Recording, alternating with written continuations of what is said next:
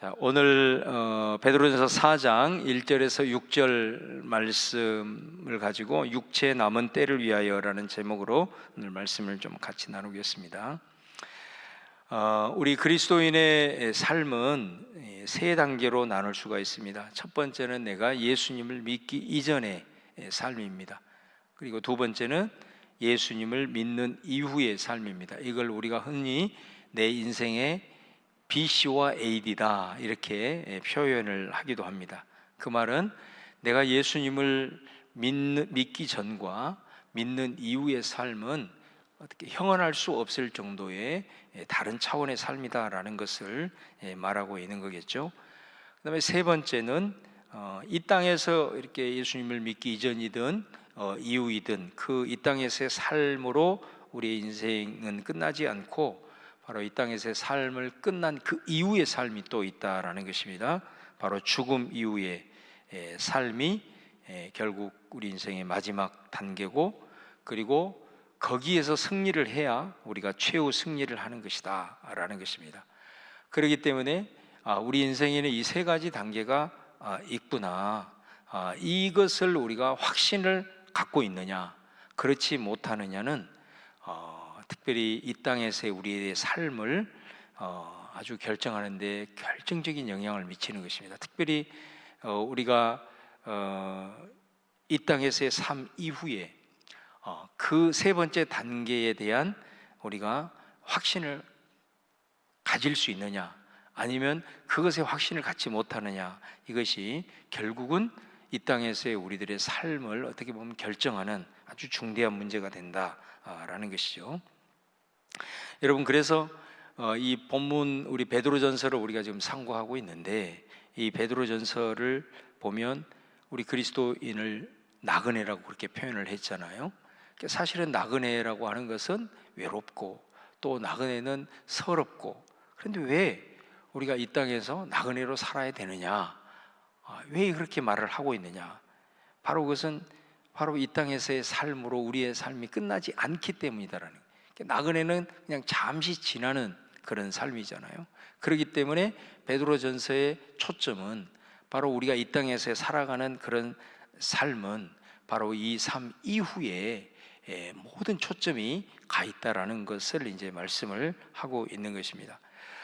특별히 이제 오늘 말씀도 그런 취지의 주제를 가지고 이제 말씀을 하고 있는데, 우리가 지난 시간에 우리가 3장 18절에서 22절을 우리가 말씀을 같이 다루었는데, 그 말씀하고 오늘 말씀도 연결이 되기 때문에 그 말씀을 다시 한번 잠깐 상고하겠습니다.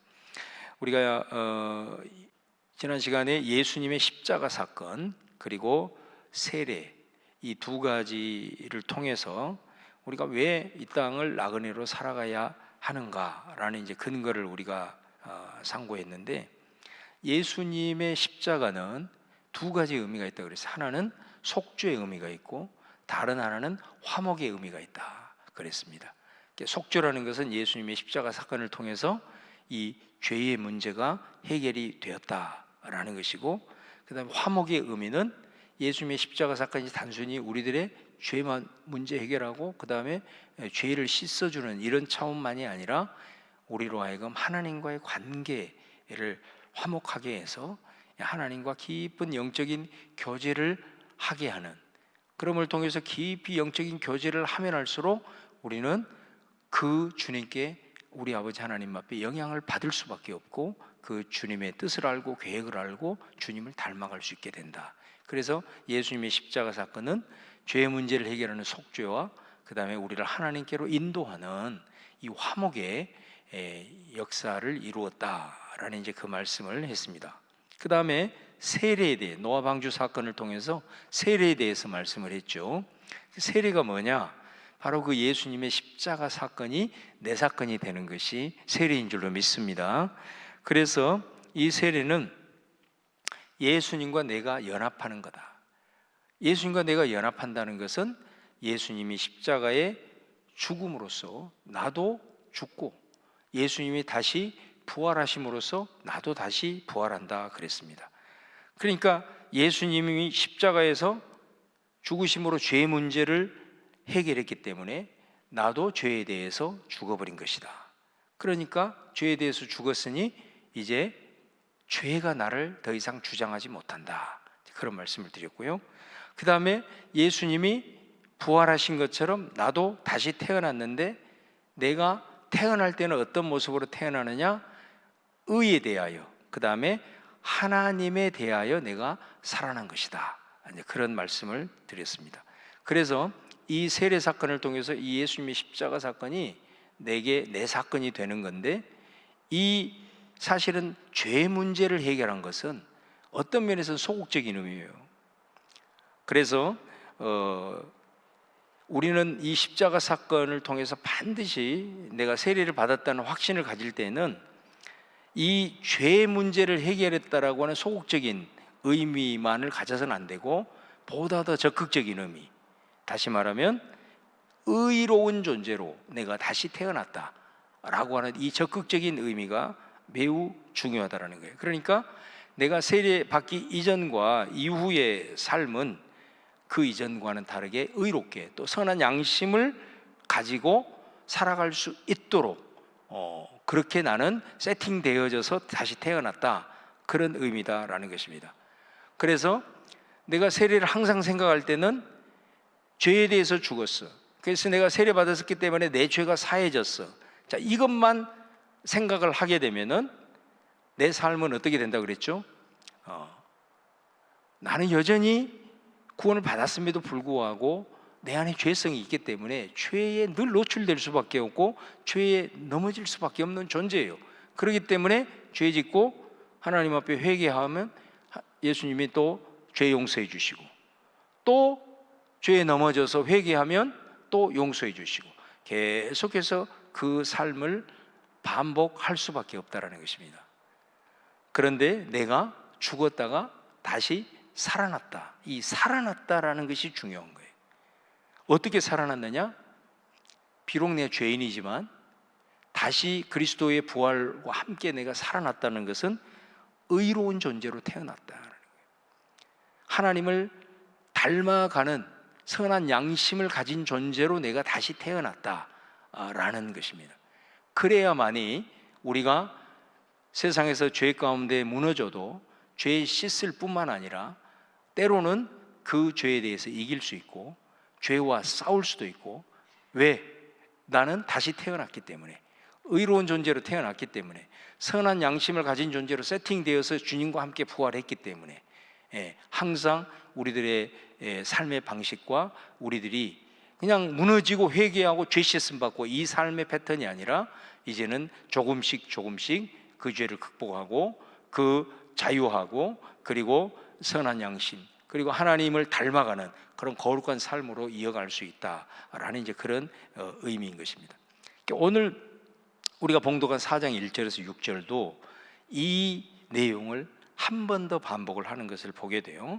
자, 오늘 말씀을 우리가 읽으면서 이 말씀의 의미를 한번 살펴보도록 하겠습니다. 4장 1절 같이 한번 봉독하겠습니다. 4장 1절입니다. 시작. 그리스도께서 이미 육체의 고난을 받으셨으니 너희도 같은 마음으로 갑옷을 삼으라. 이는 육체의 고난을 받은 자는 죄를 그쳤음이니. 여기서 예수님이 육체의 고난을 받았다, 이 말은 십자가를 지셨다 그런 말이에요. 예수님이 왜 십자가를 지셨느냐? 죄 때문에 지셨어요. 그러면 예수님이 자기 죄 때문에 지셨냐? 아니죠. 우리 죄를 대신해서 지셨습니다. 그래서 예수님이 우리의 죄 때문에 육체의 고난, 다시 말하면 십자가를 지심으로써 우리의 모든 죄 문제가 해결이 됐다. 그래서 예수님이 고난받음으로 어떻게 됐느냐? 죄가 우리를 주장하지 못하게 되었다. 자, 그렇기 때문에 오늘 말씀 뭐라고 얘기하냐면 너희도 같은 마음으로 갑옷을 삼으라, 이렇게 말하는 거예요. 이 말은 무슨 말이냐면 예수님이 십자가를 통해서 이루신 것을 네 것으로 삼으라, 그런 말씀이 되는 거예요. 자, 왜 예수님이 이루신 것이 내 것이 될 수 있어요? 세례를 받았기 때문이에요. 세례가 뭐라고요? 주님과 내가 연합했기 때문에 주님의 것이 내 것이 되는 거예요. 그러니까 예수님이 십자가에서 이루신 것이 내 것이 될 수 있는 거예요. 왜? 내가 세례를 받았기 때문에, 예수님과 연합했기 때문에 그런 거예요. 그래서 예수님이 십자가에서 죽고 또 예수님이 살아나셨잖아요. 죄 문제 해결하고 다시 살아나셨는 것처럼 이것을 내 것으로 삼는다면, 이것을 내 갑옷으로 삼는다면, 내 삶의 무기로 삼는다면 어떻게 해요? 예수님이 십자가로 인해서 죄를 이겼기 때문에 나도 죄를 이길 수 있다. 할렐루야. 그런 말씀이 되는 거예요. 그 말이 마지막 부분이잖아요. 이는 육체의 고난을 받은 자는 죄를 그쳤다. 이 말이 그 말인 것이죠. 그러니까 죄를 그쳤다라는 것은 우리가 세번역 성경에 보면 뭐라고 번역이 되어 있냐면 이미 죄와 인연을 끊었다, 이렇게 번역을 하고 있어요. 그러니까 여러분, 내가 아까도 말씀드린 대로 죄 짓고 회개하고 죄 씻음 받는 차원을 넘어서는 거잖아요. 이거는 죄가 나를 주장하지 못하게 되었으니까 내가 이것을 확실하게 믿으면은 죄의 길이 아니라 의의 길, 악행이 아니라 선한 양심으로 살아갈 수 있다라는 그런 말씀이 되는 것입니다. 여러분, 이게 베드로 사도만이 아니라 바울도 똑같은 얘기를 합니다. 자, 오늘 말씀을 좀 이해하기 위해서 우리가 로마서 6장 10절에서 13절 말씀을 같이 한번 읽어보겠습니다. 같이 천천히 말씀을 생각하면서 시작. 그가 죽으심은 죄에 대하여 단번에 죽으심이요 그가 살아계심은 하나님께 대하여 살아계심이니 이와 같이 너희도 너희 자신을 죄에 대하여는 죽은 자요 그리스도 예수 안에서 하나님께 대하여는 살아있는 자로 여길지어다. 그러므로 너희는 죄가 너희 죽을 몸을 지배하지 못하게 하여 몸의 사욕에 순종하지 말고 또한 너희 지체를 불의의 무기로 죄에게 내주지 말고 오직 너희 자신을 죽은 자 가운데서 다시 살아난 자 같이 하나님께 드리며 너희 지체를 의의 무기로 하나님께 드리라. 바울의 이 말씀을 오늘 1절 말씀을 그대로 해석해 주고 있는 거예요. 여기서 제일 중요한 단어가 어떤 단어냐면 11절 말씀에 보면 여길지어다 라는 단어예요. 여길지어다. 바울은 믿음을 여긴다라는 말로 표현을 하고 있습니다. 다시 말하면, 자, 내가 죄에 대해서 죽었어요. 그렇다고 여러분 죄 안 짓나요? 내가 죄에 대해서 이미 죽었다고 선언을 하는데도 우리의 실존은 여전히 죄에 노출되고 죄를 지어요. 내가 의에 대해서 살았대요. 하나님께 대해서 살았대요. 그런데 우리의 삶을 보면 항상 의를 행하느냐? 오히려 그렇지 못할 때가 더 많아요. 하나님의 뜻을 행하기보다는 하나님의 뜻을 행하지 못할 때가 더 많아요. 그럼에도 불구하고 바울은 뭐라고 얘기하냐면 너는 죄에 대해서 죽었고 너는 의에 대해서 살아간 것으로 네 자신을 그렇게 여기라고 말해요. 할렐루야. 여기는 것이 믿음입니다. 내가 죄에 대해서 죽어서 계속 죄에 노출되어도 내가 의에 대해서 살았음에도 불구하고 의로 살지 못한다 하더라도 항상 너는 네 자신을 죄에 대해서는 죽은 자고 의에 대해서는 산 자로 네 자신을 그렇게 여기면서 살아라. 할렐루야. 이게 믿음이라는 거예요. 여기는 여러분 되기를 바랍니다. 여겨야 그렇게 살 수 있어요.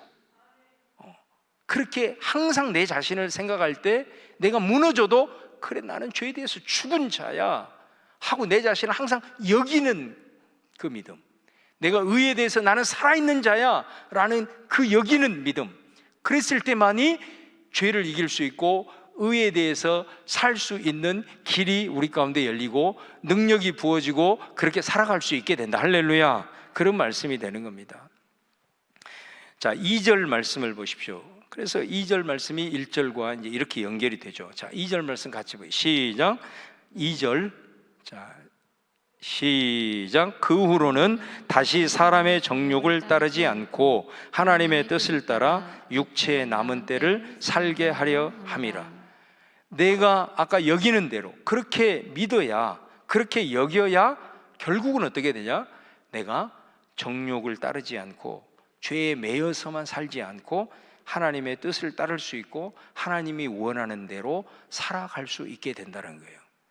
그러니까 항상 마귀는 우리가 죄 가운데 무너지게 될 때에 그래, 너는 죄인이지, 네가 뭘 할 수 있겠어, 항상 이렇게 우리를 미혹하는 것입니다. 그리고 우리가 어떤 하나님의 어떤 뜻을 행했을 때는 그것을 가지고 야, 네가 뭐 이거 했다고 대단한 존재라고 스스로 생각하냐 하면서 늘 우리를 아무튼 우리 스스로와 하여금 굉장히 자존감을 무너뜨리는 것이 마귀의 수법 중에 수법이라는 거예요. 그렇기 때문에 항상 우리가 어떻게 이 세상의 정욕을 따르지 않고 하나님의 뜻을 따라서 우리에게 남아있는 이 육체의 시간을 살아갈 수 있느냐라는 거예요.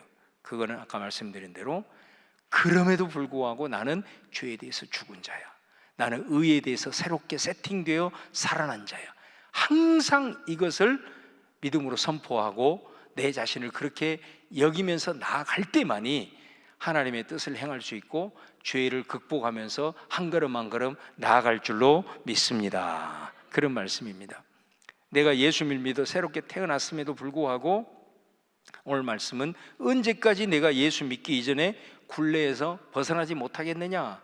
예수님을 믿어서 하나님의 뜻을 위해서 새롭게 세팅이 되었다면 우리는 사실은 이미 그때부터 이미 출발한 것이고, 이제 시간은 점점 흘러가고 있는데 남은 시간 내가 예수님과 함께 부활한 의에 대해서 세팅된 대로 이제 내가 살아가야 되지 않겠느냐, 그런 말씀이 오늘 2절의 말씀인 것입니다. 그래서 여러분 3절을 보시면 이제 구체적으로 이렇게 말을 해요. 3절 한번 보겠습니다. 3절, 너희가 음란과 정욕과 술취함과 방탕과 향락과 무법한 우상 숭배를 하여 이방인의 뜻을 따라 행한 것은 지나간 때로 족하도다. 그러니까 오늘 이 말씀은 너희가 어떤 존재냐,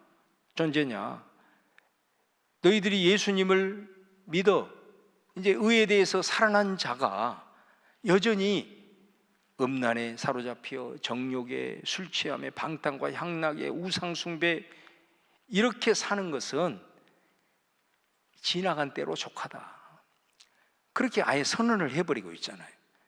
그러니까 내가 예수님을 믿었고 세례를 받았다라고 한다면 오늘 적어도 이 말씀을 받은 이 시간부터 이방인의 뜻이 아니라 하나님의 뜻을 따라 내가 남은 인생을 살아가야 되겠구나 깨닫는 여러분 되기를 바라고, 무너지고 쓰러져도 항상 나는 죄에 무너진 자가 아니야, 그래서 항상 와서 하나님 앞에 회개로만 끝나는 자가 아니야, 나는 의로운 자로 세팅되었어, 하나님께 대해서 살아있는 자로 세팅되어서 나는 주님과 함께 부활했어.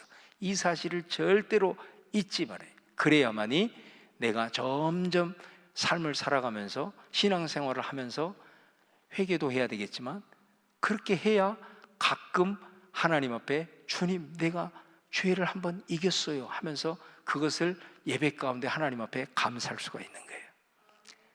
그렇잖아요. 예배는 우리를 회복시키시는 하나님의 은혜도 있지만 감사와 찬양이 있는 현장인 줄로 믿습니다. 뭐로 감사하겠어요? 뭐로 여러분 찬송하겠어요? 바로 그것은 우리의 삶 속에서 하나님의 뜻을 내가 그럼에도 불구하고 행한 것들이 이제 한 번, 두 번, 세 번, 그것으로 인해서 하나님을 찬양하고 하나님께 감사할 수 있는 거 아니겠어요? 바로 그것을 위해서 오늘 이 베드로 사도는 말을 하는 거예요. 그렇게 여기면서 살아야 네가 음란과 정욕과 이 이방인의 뜻을 따라 살아가는 그 굴레를 벗어날 수 있다라고 말씀을 하고 있는 것입니다. 자, 4절 말씀을 한번 보겠습니다. 4절 시작. 이러므로 너희가 그들과 함께 그런 극한 방탕에 다름질하지 아니하는 것을 그들이 이상히 여겨 비방하나. 자, 이 말씀도 얼마나 엄청난 말씀입니까? 내가 세례받고 거듭난 자로 잘 살아가고 있는가?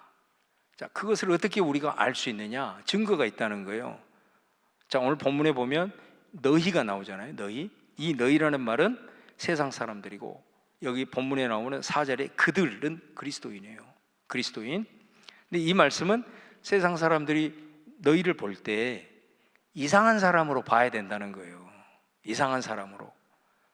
그러니까 우리가 세상 사람들이 우리를 볼 때 이상한 사람으로 본다는 것은 내가 정말 상식 없는 그런 사람이기 때문에 나를 그렇게 이상하게 보는 것이 아니라 3절처럼 저 세상의 사람들은 음란, 정욕, 술 취한, 방탕, 향락, 우상 숭배 이런 것들에 대해서 자기들이 원하는 대로 그냥 그렇게 살아가지만 우리는 거듭난 자로서 이제는 의에 대해서 살았기 때문에 우리의 근본적인 방향성은 그 길이 아니기 때문에 이 세상 사람들이 봤을 때는 자기네들과 길의 궁극적인 삶의 방식과 길이 다르기 때문에 이것 때문에 세상 사람들이 우리를 이상하게 여긴다 그런 말이죠. 그런데 이상하게 여길 정도가 아니라 자기네들과 그렇게 다른 삶이기 때문에 우리를 비방한다 그렇게 얘기를 하고 있는 거예요. 그러니까 여러분 사실 저와 여러분이 살아가면서 내가 예수 그리스도로 인하여 죽고 죄에 대해서 죽고 의에 대해서 내가 살아났다라고 했을 때는 하나님의 말씀을 따라서 살아가는 그 삶의 모습으로 인해서 가끔은 세상 사람들이 좀 이상하게 쳐다봐야 돼. 그런 부분들이 우리에게 자주 있기를 주님의 이름으로 축원합니다. 제가 예를 하나 들게요. 여기 3절에 보면 6가지가 나오잖아요. 6가지가 나오는데 제일 먼저 나온 게 뭐예요? 음란이나 음란. 우리나라가 지금 이 그 성적인 개방 속도가 너무 빨라서 정말 지금은 거의 음란의 왕국이라고 해도 과언이 아닌데, 그래서 여러분 요즘 대학생들 사이에서 이런 말이 유행한다고 합니다. 결혼할 때까지 수천여인 사람을 4글자로 이렇게 표현한다고 합니다. 희귀동물 이렇게 표현을 하고, 결혼할 때까지 수총각인 사람을 뭐라고 표현하냐면 멸종동물 이렇게 표현을 한답니다. 그리고 수처녀하고 수총각이 결혼해서 자녀를 낳았는데 그 자녀를 5글자로 뭐라고 그러냐면 천연기념물 이렇게 표현을 한다고 합니다. 그러니까 지금 이 시대가 그런 시대란 말이죠.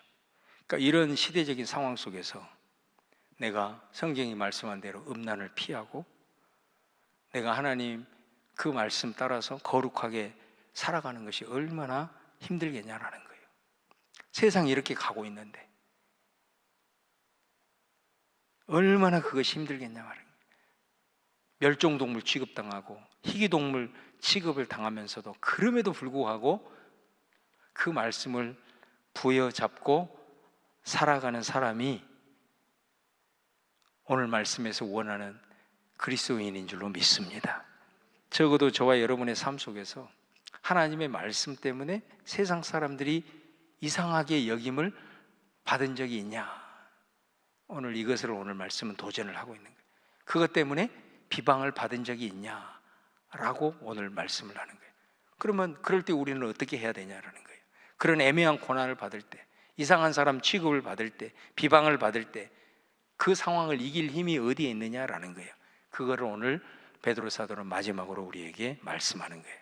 4절 말씀, 5절. 자, 5절 말씀 한번 한 목소리로 같이 읽겠습니다. 시작. 그들이 산 자와 죽은 자를 심판하기로 예비하신 이에게 사실대로 고하리라. 여기 보면 그들은 누구냐? 바로 그리스도인들을 이상하게 여겨서 비방하는 그런 사람들을 가리키는 거죠. 그들은 어쩐다는 거예요? 마지막 날 심판대 앞에서 반드시 심판주 되신 예수 그리스도 앞에서 이실직고하게 되고 산 자와 죽은 자를 심판하기로 예비하신 그분께 심판을 받게 된다, 이렇게 먼저 얘기를 해요. 그리고 6절 말씀, 자 보겠습니다. 6절 말씀, 자 같이 한번 봅니다. 6절 말씀 시작. 이를 위하여 죽은 자들에게도 복음이 전파되었으니 이는 육체로는 사람으로 심판을 받으나 영으로는 하나님을 따라 살게 하려 함이라. 제가 오늘 이 본문을 왜 구절구절 하나하나를 여러분에게 설명을 하냐면, 여러분들이 이 우리의 성경 4장 1절부터 6절까지를 읽어도 그 말의 의미를 제대로 이해하기가 정말로 어려워요. 이거는 정말로 이건 풀어주지 아니하면 우리 눈으로 읽어도 오히려 말씀이 헷갈릴 수 있는 가능성이 굉장히 많아요. 지금 6절 같은 경우도 굉장히 해석하기 힘든 그런 상황이거든요. 여러분, 이 6절을 이해할 때 죽은 자들에게도 복음이 전파됐다고? 이게 도대체 무슨 말이야? 죽은 자들에게 어떻게 복음이 이렇게 벌써 딱 우리가 이 말씀만 보면 그렇게 이해를 할 수가 있잖아요. 근데 이 말씀은 반드시 5절하고 비교를 해야 된단 말이에요. 그러니까 5절은 어때요?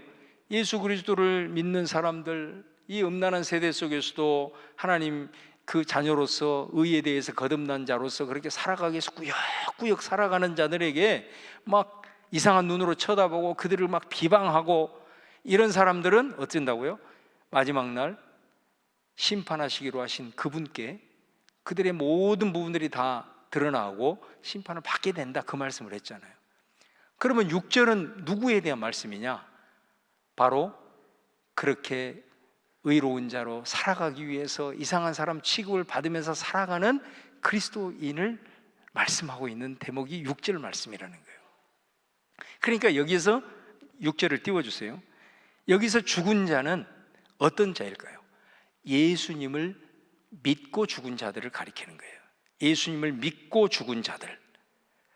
그러므로 이 죽은 자들은 예수님을 믿고 죽은 자들을 가리키는데, 구체적으로 예수님을 믿고 이 세대 가운데 거룩함을 막 유지하다가 세상 사람들로부터 수없이 외계인 취급당하고 비방당한 그리스도인을 가리키는데, 그들에게 복음이 전파됐대요. 예수 그리스도를 그렇게 믿고 살다가 죽은 그들에게 복음이 전파되었대요. 그러면 그들에게 이 복음, 좋은 소식은 뭐겠습니까? 5절과 비교를 해보면 된다 이거예요. 그렇게 죽은 그리스도인들에게는 그들에게 있어서 좋은 소식이 어떤 소식이겠어요? 바로 그것은 마지막 날에 이 땅에서 행한 수고로 인해서 하나님이 위로해 주시고 하나님이 칭찬해 주시고 하나님이 격려해 주시고 씌워줄 면류관을 가리키는 줄로 믿습니다. 이게 그 의미예요. 이 사람들에게 예수님을 믿고 그렇게 살다가 믿고 죽은 자들에게 좋은 소식은 바로 그 소식입니다. 하나님이 말씀에서 약속하신 대로 착하고 충성된 종아, 네가 이렇게 신실하게 살았구나, 칭찬받고 천사들 앞에서 존귀함을 얻게 된다는 바로 이 의미를 가리키는 것입니다.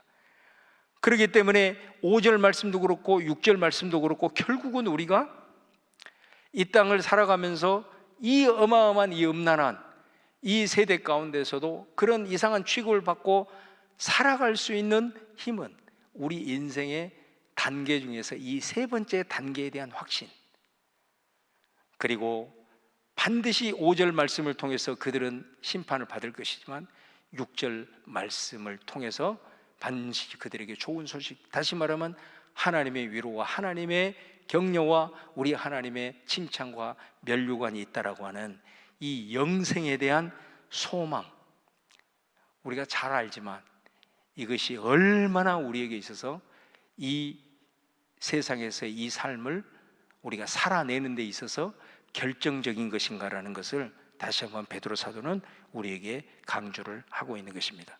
그러면서 이 6절 하반절에 바로 그 말이에요. 이는 육체로는 사람으로 심판을 받으나 영으로는 하나님을 따라 살게 하려 함이라. 이것은 그들이 이 땅에서는 하나님 자녀답게 구별되게 살아갈 때에 마치 심판을 받은 것처럼 세상으로부터 조롱당하고 비방을 당했지만은 하나님 앞에 설 때 마지막 날 그 소망 때문에 그들은 이 땅에서 마치 심판을 받은 자처럼 세상 사람들한테 조롱당하고 마치 실패한 인생처럼 여겨지는 것 같지만 바로 그들이 마지막 날 하나님으로부터 받을 그 영생의 소망 때문에 그들은 그럼에도 불구하고 하나님을 따라서, 그리고 하나님의 말씀에 순종함으로, 그리고 그 십자가를 놓지 않고 붙들고 살아갈 수 있다라는 말씀인 거예요. 여러분, 이 말씀은 예수 그리스도를 그렇게 믿다가 죽은 그런 사람들에게만 해당이 될까요? 그 믿음의 선진들이 우리에게 도전하는 게 뭐겠어요? 바로 저와 여러분의 삶에도 바로 이 말씀은 큰 영향을 미치는 줄로 믿습니다. 우리가 죽는다고 끝이 아니라 죽음 이후에 우리의 마지막 인생의 단계가 있다라는 것을 다시 한번 기억하고, 예수님께서 십자가에서 이루신 것, 그것을 내 갑옷으로, 내 심령의 무기로 삼고 우리에게 이제 남겨진 육체의 남은 때를 어찌하든 하나님의 뜻을 붙들고 이 땅 가운데서도 묵묵히 걸어가시는 우리 본향의 가족들 다 될 수 있기를 주님의 이름으로 축원합니다. 음란과 정욕과 술 취함과 방탕과 향락과 우상 숭배가 만연하고 있는 이때에 그렇게 살지 않기 위해서 싸우는 사람들, 그런 여러분들을 이상하게 여기는 세상 사람들의 비방에 절대로 주눅들지 말고 우리는 우리의 길을 꿋꿋이 걸어갈 수 있기를 주님의 이름으로 축원을 드립니다.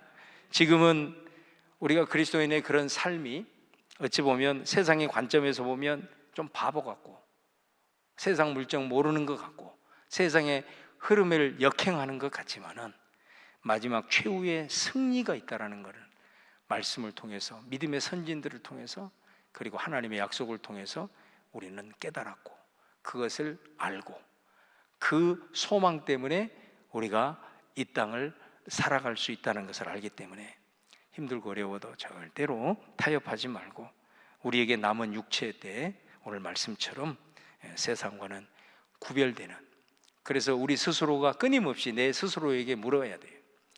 물어야 돼.